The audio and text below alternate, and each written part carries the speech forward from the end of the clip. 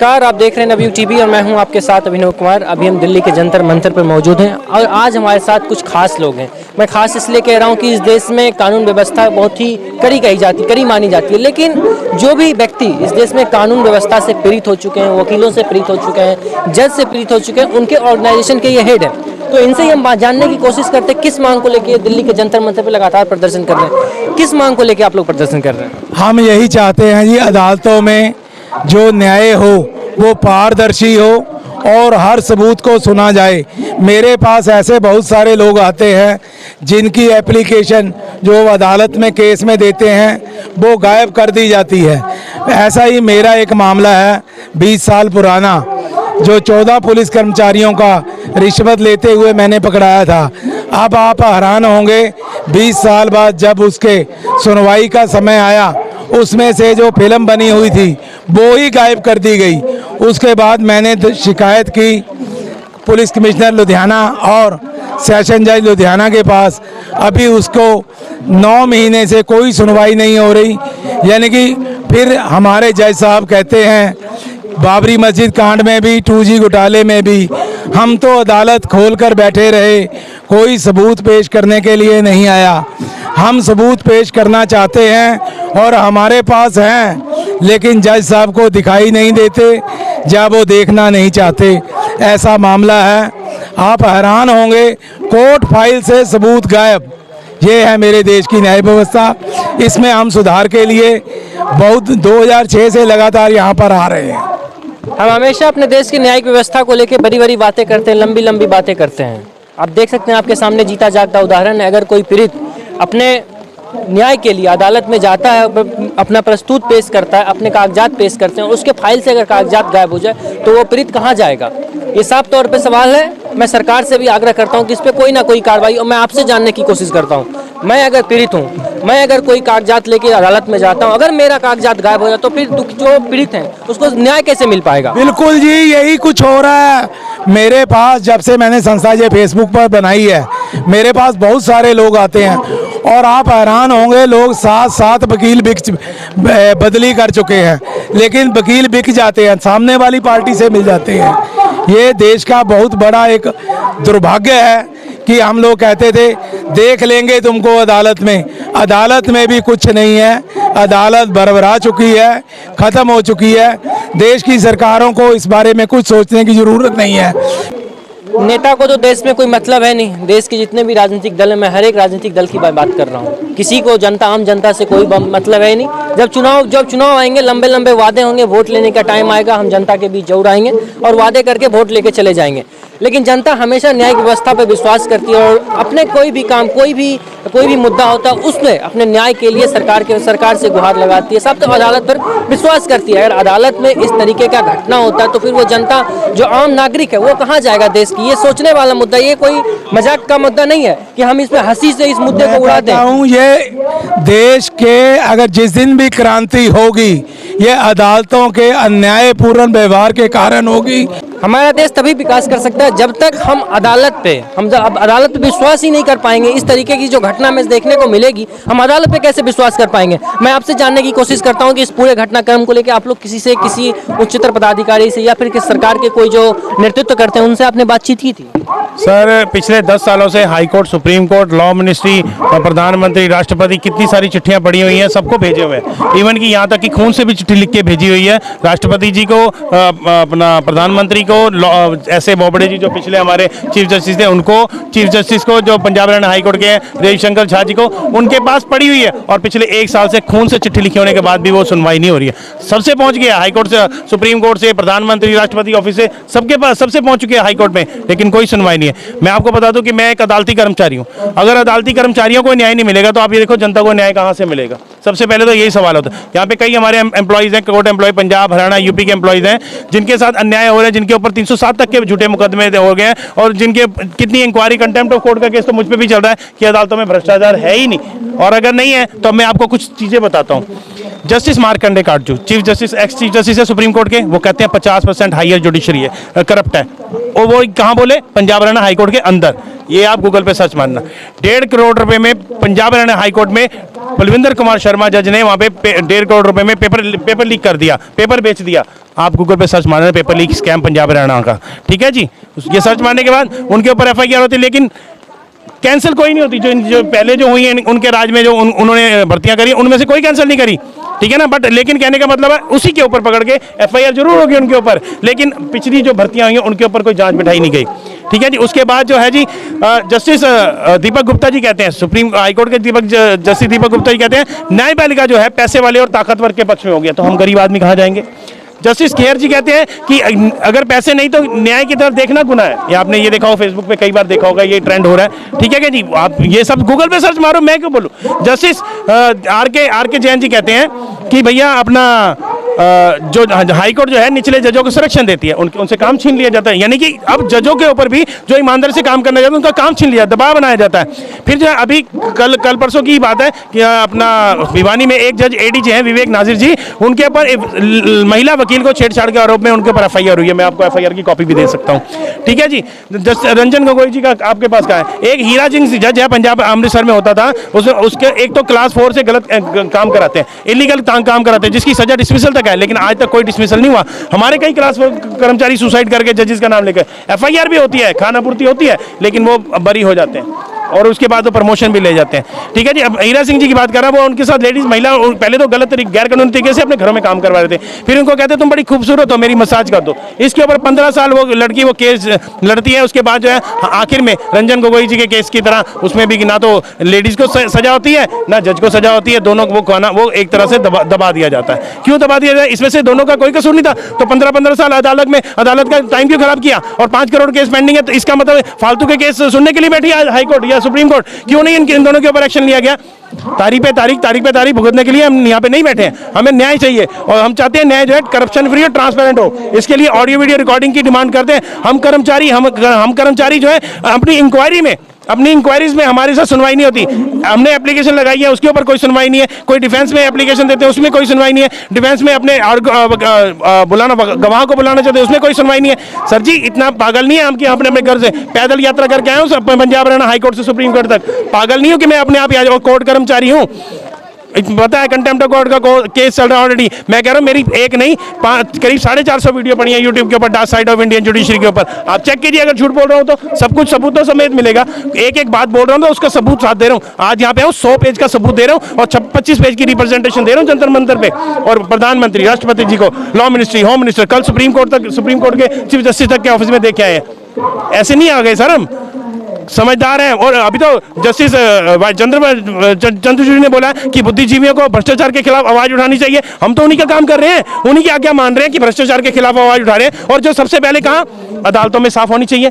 हर जगह पे कहते हैं कि अदालतों में होनी चाहिए, अदालत में देख लेंगे, अदालत में आ जाएंगे, अदालत में। अरे अदालतों के में जो भ्रष्टाचार फैल रहा है उसको कौन रोकेगा? जजों की जवाबदेही आज तक लागू नहीं। जजों के ऊपर कौन है पहले ये बताओ। आज भी एक भी डिपार्टमेंट बता दो कि जो जजेस के ऊपर है। जजेस किसी को भी बुला सकते हैं, लेकिन जजेस को कौन बुला सकता है? हाई कोर्ट में इतनी कंप्लेंट है। नवजोत कौर, अभी मैं सेशन जज मानसा की नवजोत कौर मैडम के बारे में बोलूं तो मेरी सैलरी बंद कर दी बिना नोटिस के, ठीक है। अब मैंने उनको एप्लीकेशन दी, मेरे को नोटिस दो या मेरे को मेरी सैलरी खोलो, नहीं खोली। हाई कोर्ट गया तो फौरन खोल दी। फिर मैंने ज्वाइनिंग टाइम मांगा, ज्वाइनिंग टाइम नहीं दिया। फिर मैंने रिप्रेजेंटेशन दी मैडम नवजोत कौर सेशन जज मानसा को कि भाई ज्वाइनिंग टाइम दिया जाए, नहीं दिया। फिर हाई कोर्ट में क्या दिया? क्या सर हम हाई कोर्ट में जाते रहे, पैसे बर्बाद करते रहे और ऐसे केस पेंडिंग रहे तो क्यों? जो दोनों केस मैंने हाई कोर्ट से जीते हैं, तो क्या नवजोत कौर मैडम की एक्सप्लेनेशन कॉल नहीं होनी चाहिए? क्लास 4 एम्प्लॉय से घरों में गैर कानूनी तरीके से काम करवा रही हैं, वो पब्लिक का पैसे का वेस्ट कर रही हैं, भ्रष्टाचार कर रही हैं। और जब हाईकोर्ट कहती है कि इसको डिसऑनेस्टी माना जाएगा, जज की डिसमिसल तक है, तो क्यों नहीं जज को डिसमिस किया जाता? ऐसी जज को क्यों नहीं डिसमिस किया जाता? इनका IAS PCS कॉलोनी में प्लॉट है, एक कोठी है, आई थिंक 156 नंबर, उसको इन्होंने ठेके पे दे रखा बनने के लिए। क्यों नहीं प्रॉपर्टी स्टेटमेंट की जांच की जाती? क्यों नहीं इनके ऊपर जांच हो रही? मैंने RTI मांगी, मैंने कैमरे की डिटेल मांगी, वो दे ही नहीं रहे। फिर हम कैसे साबित करेंगे जब आप सबूत ही नहीं दोगे हमारे को? अदालत में ये सब चलेगा तो कहां जाएंगे हम? तो फिर हम कहेंगे भ्रष्ट जजों से। इस देश में जजों को न्यायमूर्ति कहा जाता है और आप देख सकते हैं इस न्यायमूर्ति की करतूत, जो महिलाओं के साथ दुर्व्यवहार करते हैं और फिर अपने आप को देश में न्यायमूर्ति साबित करते हैं। ऐसे ऐसे न्यायमूर्ति की इस देश में आवश्यकता नहीं है। मुझे तो शर्म आ रही है ऐसे ऐसे जजों को न्यायमूर्ति कहने को लेकर। मैं आपसे जानने की कोशिश करता हूँ, ऐसे जजों, अगर देश में ऐसे ऐसे जज बच जाएं तो इस देश की जनता कहाँ जाएगी? जनता को तो न्याय है ही नहीं, जनता को तो बेवकूफ़ बनाया जाता है। वकीलों के द्वारा मिलके वकील जो डिसीजन लेते हैं, जज वही फैसला देते हैं। वकील रिटर्न में देते हैं तैयार करके कि आप हमारे हक में ये फैसला कीजिए, ये कीजिए। जजों को जज वही करते हैं, आम आदमी को कोई इंसाफ नहीं मिलता। अब ये आप जेल में थे, किस मुद्दे को लेकर आपको जेल में डाला गया? मैंने कचहरी के बहुत सारे घोटाले खोले, अरबों रुपए किस तरीके का घोटाला? जो बिल्डिंग के लिए पैसा आए उसमें घोटाले।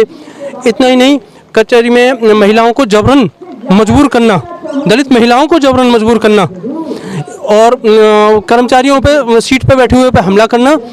बाहरी व्यक्तियों के हाथ में सरकारी दस्तावेज, वो उसमें लिखत पढ़त कर रहे हैं, मेंटेन कर रहे हैं, जो गोपनीय दस्तावेज हैं बाहरी व्यक्ति, वो भी हमने खोले। किस कोर्ट की बात कर रहे हैं? ये बुलंदशहर कोर्ट में सभी कोर्टों में हुआ है।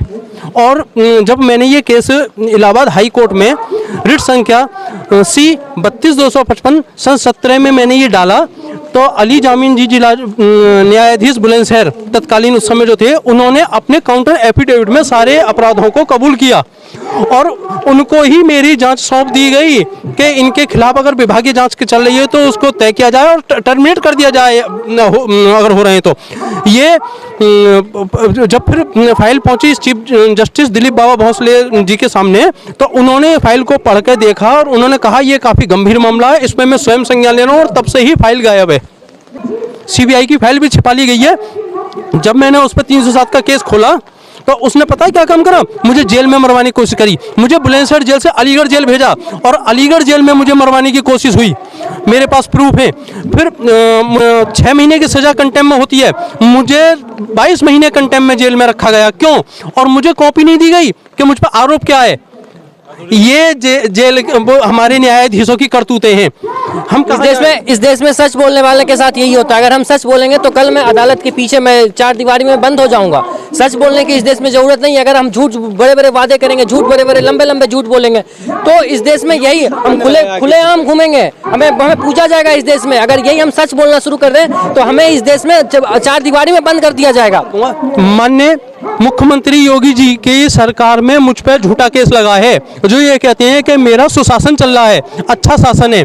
योगी जी इस चीज़ की जांच क्यों नहीं करवाते कि ये मामला क्या था?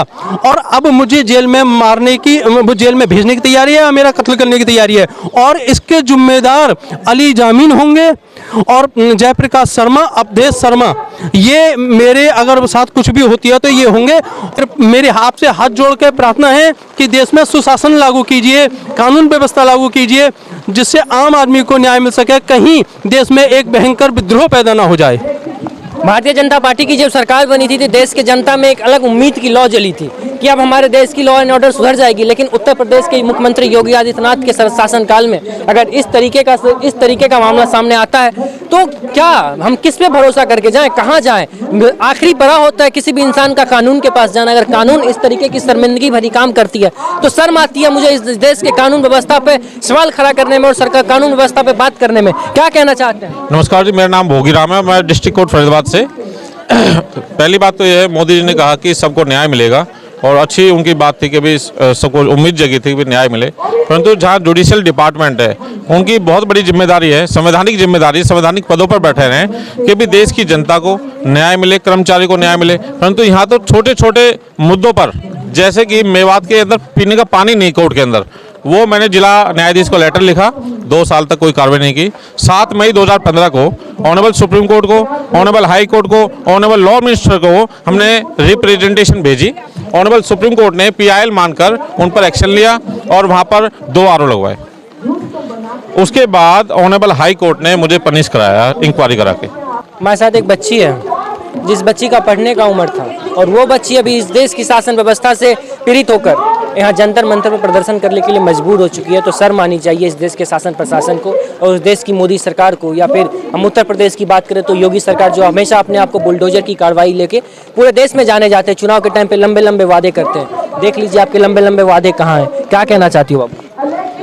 हम ये योगी सरकार जो है इसकी वजह से तो हम इतने परेशान हैं कि हम पूरी तरह बर्बाद हो चुके हैं। हम मतलब खाना खाने के लिए भी हम इतने मजबूर हैं। यहाँ हमें पढ़ाई करनी चाहिए थी, यहाँ हम 2 साल तक कोर्ट के चक्कर लगाते रहे। पापा को जेल में भेज दिया किस बात पे कि उन्होंने ये आवाज़ उठाई कि यहाँ बुलंदशहर कोर्ट में भ्रष्टाचार हो रहा है। इसके खिलाफ आवाज़ उठाई कि यहाँ पे ये सब कुछ गलत है। ये कौन सा कानून है कि अगर भ्रष्टाचार के खिलाफ आवाज़ उठाई जाएगी तो जेल में भेज दिया जाएगा, लेकिन फिर भी भेजा गया। इतनी जमानत नहीं दी गई, हमें भूखा मरने को छोड़ दिया। हमारे जो हमें मिलना चाहिए था, अच्छी एजुकेशन, अच्छा खान पीन, कुछ मिला कुछ भी नहीं। हमने इनको योगी आदित्यनाथ जो है इनको लेटर भेजा कि हमें ये सारी चीज़ें प्रोवाइड की जाएं, ताकि क्योंकि एक गलत चीज़ की सज़ा 2 लोगों को तो नहीं दी जा सकती। सब अगर पापा ने कुछ गलत किया भी है, उनको सज़ा दी जा रही, तो हमें किस बात की सज़ा दी जा रही है? हमें मिली फिर भी दो बार सज़ा मिल रही है इस तरीके से। हमने जब कहा तो हमारे घर पे एसडीएम आती हैं और वो वादे करती हैं कि ये मिलेगा वो मिलेगा, फिर कहते हैं कि आपके पापा की गवर्नमेंट जॉब है, आपको कुछ नहीं मिल सकता। तो जब वो जेल में है तो उनकी गवर्नमेंट जॉब हो कैसे गई, हमें ये भी बता दिया जाए। या फिर उसके बाद पूछा गया उनसे, योगी आदित्यनाथ, उन्होंने पूछा कि आपको क्या चीज़ मिली क्या चीज़ नहीं मिली, या फिर कोई उसके बारे में कुछ जानकारी मिलनी चाहिए, पूछनी चाहिए थी उन्हें कि इन बच्चों को कुछ प्रोवाइड किया गया या नहीं। कुछ भी उस पर कार्रवाई नहीं हुई। वो भी एप्लीकेशन ऐसी पड़ी है। एसडीएम जो थे उनके भी वादे ऐसे ही पड़े हैं। ना हमें एजुकेशन मिलती है अच्छी, ना हमें कुछ भी हमारे जो मौलिक अधिकार हैं वो मिलते हैं। ये बहुत बड़ी बात कह रहे हैं। इनके मौलिक अधिकार को, इनका जो मौलिक अधिकार है, इनके संविधान जो इन्हें दिया, ये भी नहीं मिला। और मैं मान लेता हूँ 2 मिनट के लिए, मैं 2 मिनट के लिए मान लेता हूँ ये लोग राजनीति कर रहे होंगे, लेकिन ये बच्ची राजनीति नहीं कर रही होगी। अगर भी इतनी पे भी अगर सरकार की आंखें नहीं खोलती तो इस सरकार को चुल्लू भर पानी में डूब मरना चाहिए। ऐसी सरकार, ऐसी कानून व्यवस्था हमारे देश में नहीं चाहिए हमें। मैं आखिरी सवाल आपसे लेना चाहता हूँ कि आगे इस पे अगला कदम आप लोगों का क्या होगा? देखिए, हमारी मांग सब यही है कि जिस तरह न्याय के अगर आप पीड़ित हैं, मैं पीड़ित हूँ, हम कहाँ जाएंगे? हम पहले पुलिस पर जाएंगे, बाद में लास्ट एरिया होती है कोर्ट होती है, न्यायालय। लेकिन वहाँ पे न्याय नहीं मिलता, वहाँ पे ट्रांसपेरेंसी नहीं है। जब मोदी जी कह रहे हैं कि पूरे देश के अंदर डिजिटल लागू किया जाए, तो सरकार खुद कहती है कि अगर कोई भी क्राइम होता है उसका प्रूफ लेगा मेरे पास। प्रूफ कहाँ से आएगा? डिजिटल प्रूफ रिकॉर्डिंग का आएगा। अगर मान लीजिए आज मैं ऑन कैमरा के साथ कुछ क्राइम कर दूँ तो उसका प्रूफ क्या होगा? कैमरा। लेकिन उसको भी वहाँ पर सबमिट नहीं किया जाता। तो हमारी एक संस्था हमारी दिल्ली संस्था है जिसका नाम है फाइट फॉर जुडिशल रिफॉर्म। तो हमारी काफ़ी टाइम से हमारी मांग, करीबन 10 साल से ये मांग करते आ रहे हैं कि हर कोर्ट के अंदर, देश के अंदर कम से कम 682 डिस्ट्रिक्ट हैं, 16,000 कोर्ट्स हैं। कहीं की कोर्ट तो ऐसी है जहाँ पे सिंगल जज बैठते हैं, सिंगल बेंच है वहाँ पे सिर्फ। लेकिन अगर सिंगल बेंच है तो इट मीन्स की डिक्टेटरशिप होगी वहाँ पे। कौन उन पे कर रहा है? अगर कोई भी केस चल रहा है वहाँ पे, अगर रिकॉर्डिंग होती है कि मैंने क्या कहा, जज ने क्या सुना, मैंने कहा यस, जज ने अगर नो लिख दिया तो उसका मतलब क्या है कि जज के नो को लिखा हुआ माना जाएगा, मेरा यस नहीं माना जाएगा। लेकिन अगर चाहे मैंने यस कहा हुआ है तो भी, और मैं नो कहा हुआ है यस लिख दिया तो उसका लिखा हुआ माना जाएगा। हम उसी एक छोटी सी गलती किसी के फांसी सजा क्यों बने, उसके लिए हम डिमांड करते हैं ट्रांसपेरेंसी की। और ट्रांसपेरेंसी कैसे आएगी? आज के डिजिटल युग में ट्रांसपेरेंसी आएगी। हर कोर्ट के अंदर ऑडियो रिकॉर्डिंग होनी चाहिए। वो रिकॉर्डिंग का एक आपके पास वो रिकॉर्डिंग मेरे पास भी होनी चाहिए साथ में, कि मैंने किस दिन क्या बोला, किस डेट के अंदर कोई भी केस अगर डेट पर बढ़ती है तो जज कहता है कि वकील ने हमसे तारीख मांगी है, वकील कहता है कि जज ने हमारी बात नहीं सुनी है, पीड़ित कहता है कि मैंने पैसे दिए पर मुझे क्या मिला। इन सब प्रूफ कहाँ मिलता है? हमारे को प्रूफ मिलेगा सिर्फ ट्रांसपेरेंसी। और ट्रांसपेरेंसी कहाँ से आएगी? रिकॉर्डिंग से ही आएगी सिर्फ। इसके अलावा कोई सोल्यूशन नहीं है। आपको हजारों मुश्किलें आएंगी इसके अंदर, लेकिन सोल्यूशन सिर्फ एक ही है। लेकिन उसको कोर्ट क्यों नहीं मानती? जबकि कोर्ट खुद कहती है, ये देखिए आप इसके अंदर, वो खुद कहती है कि न्यूट्रल है। वो अगर न्यूट्रल है तो उसको डर किस बात का है? उसको वो खुद कहती है कि वो ऑनेस्ट है। एक ईमानदार आदमी के साथ क्या छुपाना चाहता है? वो कैमरा नहीं लगाता वहाँ पे, क्या छुपा रहा है? खुद कुछ तो क्राइम कर रहा है, कुछ तो उसके दिल में चोर है ना, वो छुपा रहा है। वो खुद कहता है डेडिकेटेड जस्टिस है। अगर डेडिकेशन उसके अंदर है तो क्यों अपने नेगलिजेंस को छुपाता है? वो कुछ तो गलती कर रहा है, कुछ तो कर रहा है। वो कहता है हार्ड वर्क। अगर हार्ड वर्क है तो क्यों हर कोर्ट 10 बजे का टाइम है तो 11 बजे शुरू होता है? क्यों अभी जो चीफ जस्टिस ने उन्होंने बोला 9:30 बजे कोर्ट शुरू की जाए, लेकिन उसका भी ऑप्शन हो जाता है। 11 बजे कोर्ट बैठती है, 1 बजे लंच हो जाता है। आधे घंटे के लंच को 1.5 घंटे कब कर जाए कोई गारंटी नहीं होती। 2 बार उसमें टी टाइम हो जाता है। और बीच में जज साहब कितनी बार हम मीटिंग में जा रहे हैं, अभी आ रहे हैं। 8 घंटे का जो कोर्ट का टाइम है उस 8 घंटे बाद निकाल 4 घंटे काम होता है। क्यों नहीं 5 करोड़? हमारे देश की जनता 135 करोड़ है। मैं आपको कहता हूँ 1% सिर्फ, ओनली 1% को दिखा दीजिए जो कहते हैं कि हम इससे सेटिस्फाइड है, इस सिस्टम से सेटिस्फाइड है। 1% नहीं मिलेगा आपको। 5 करोड़ आज के केस हो गए हैं, तो इसका मतलब क्या है? कहीं पे आप कमी कर रहे हैं। कमी कौन कर रहा है? जो उसका करता धरता है। जो नेपोटिज्म की तो आप पूछे ही मत वहाँ पे कितने हैं। जैसे बॉलीवुड के अंदर गिनती के खान इंडस्ट्रीज हो गई है, भट्ट हो गई है, ये गिनती के 3-4 इंडस्ट्रीज राज कर रही हैं, ऐसे ही नेपोटिज्म हमारे जुडिशरी के अंदर भी है। गिनती के कुछ फैमिलीज हैं जो सिर्फ वहाँ पे क्या नाम अपना छत्रछाया कर रहे हैं, उन्हीं के क्या नाम एजीएम होते हैं, उन्हीं के सब कुछ होते हैं, उन्हीं के रिश्ता होते हैं, उन्हीं के सब कुछ होता है। तो नेपोटिज्म कैसे खत्म होगा? अगर मैं अपने बेटे को बना दूंगा, मेरा बेटा अगर काबिल नहीं है तो अगर वो सीट पे एक बार आ गया तो 40 साल तक वो सीट के ऊपर बैठा रहेगा, वो 40 ईयर तक क्या करेगा? वो लूटेगा, वो उसका नॉलेज नहीं है। कर्मचारी कश्मीर हाईकोर्ट से एक्सप्लेनेशन मांगी है कि आपके यहाँ नेपोटिज्म में कैसे भर्ती हो रही है, और हमारे पंजाब हरियाणा हाईकोर्ट में बैठे हुए हैं राजवीर, इनके ये खुद भर्ती हैं, उनके 2 भाई भर्ती हैं, अभी इन्होंने बेटा भर्ती कराया, बेटी भर्ती कराई है, जमाई का भी इनको पता लग रहा है, और पता नहीं ना जाने कितने भर्ती। एक बार सीबीआई जांच हो ना, नार्को टेस्ट में आ जाएंगे राजवीर सिंह, क्यों नहीं करते ना? हमने कितनी बार चिट्ठी लिखी हाईकोर्ट को कि आंखें बंद करने से ये होगा ना कि यहाँ पे कबूतर आंखें बंद करके बिल्ली मुझे नहीं खाएगी, तो ऐसा नहीं है। अब आंखें खोलने की जरूरत है। अब जो अंधा कानून है उसको भी कैमरे की आंखें लगानी पड़ेंगी, तभी मैं गुलशन पूजा जी का पूरा समर्थन करते हैं। ऐसी कोई बात नहीं है, बिल्कुल भी समर्थन करते हैं। सर एक छोटी सी बात है, जब हमारे पे हर कंपनी का हर संस्था जिसका सर्वे होता है कि संस्था से लोग कितने लोग सेटिस्फाइड हैं, लेकिन क्या आज तक कभी जुडिशरी सर्वे हुआ? क्या कितने सेटिस्फाइड है? 135 करोड़ के अंदर people have lost with judiciary. मेरे को न्याय चाहिए, चाहे वो न्याय आप दें, चाहे वो न्याय ये मैडम दे, चाहे वो न्याय ये दे। मेरे को न्याय से मतलब, मेरे को इससे मतलब नहीं है कि उस सीट पर जज देता है या एक एसएचओ बैठा है। एक कहावत मेरे इसके अंदर कि आपसे बड़ा एसएचओ है जिसने 500 रुपये लेके मेरे को न्याय दे दिया और मैं 550 साल से यहाँ पे आ रहा हूं, मेरे को न्याय नहीं मिला, तो उसका न्याय कैसे मिलेगा? न्याय मिलेगा सिर्फ ट्रांसपेरेंसी से आने से मिलेगा। आप देख सकते हैं इस देश की कानून व्यवस्था, हम जब भी देश में पीड़ित होते हैं, हम जब भी देश में हमें कुछ इस प्रकार की असंवैधानिक हमारे साथ घटनाएं घटती है, तो हम सीधा साम तौर पर हम कानून के पास जाते हैं और कानून से अपने न्याय की गुहार लगाते हैं। अगर इस देश का कानून इस तरीके से इस तरीके से करप्ट और घटिया हो जाए तो हमारा देश का कानून और हमारा देश कहाँ जाएगा? तो फिलहाल के लिए इतना ही, बाकी की तमाम खबरों के लिए देखते रहिए नवयुग टीवी। धन्यवाद।